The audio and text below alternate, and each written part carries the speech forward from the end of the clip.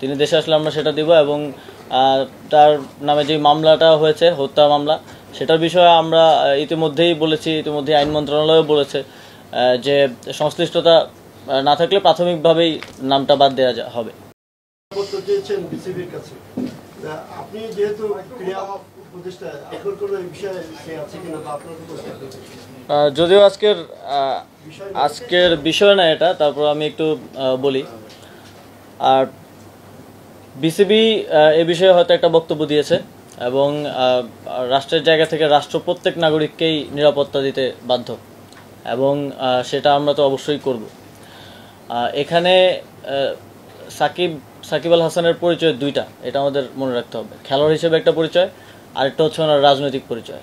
উনি আওয়ামী লীগের প্যানেল থেকে একজন এমপি ইলেকশন করেছিলেন। তো মানুষের মধ্যে তো এই দুইটা নিয়েই মিশ্র প্রতিক্রিয়া আছে।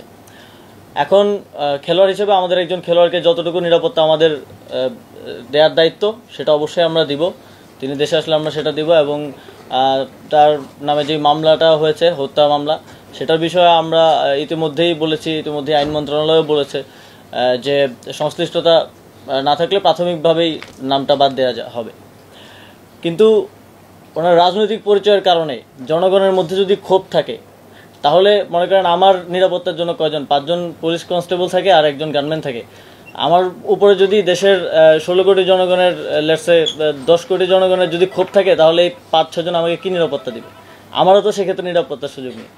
তো সেক্ষেত্রে জনগণের যদি কোথাও ক্ষোভ থাকে, সেটাকে তো আমাকেই রিডিউস করতে হবে আমার কথা দিয়ে। তো আমার মনে হয় যে ওনাকে ওনার জায়গাটা পরিষ্কার করা প্রয়োজন। রাজনৈতিক জায়গা থেকে ওনার যে রাজনৈতিক অবস্থান সেটা নিয়েও কথা বলা প্রয়োজন। অলরেডি মাশরাফি বিন মুর্তজা বোধহয় কথা বলেছেন সে বিষয়টি নিয়ে। তো জনগণের পক্ষ থেকে যদি নিরাপত্তা ঝুঁকি থাকে, সেটা কেউই কাউকে আসলে দিতে পারবে না। শেখ হাসিনাকেও তো নিরাপত্তা দেওয়া যায়নি, তাকে দেশ ছেড়ে পালাতে হয়েছে। তো সেই জায়গাটা রাজনৈতিক বিষয়টা পরিষ্কার করা প্রয়োজন বলে আমি মনে করি। কিন্তু একজন খেলোয়াড় হিসেবে আমাদের প্রত্যেক খেলোয়াড়কে নিরাপত্তা দেওয়াই আমাদের দায়িত্ব এবং সেই দায়িত্বটা আমরা পালন করব।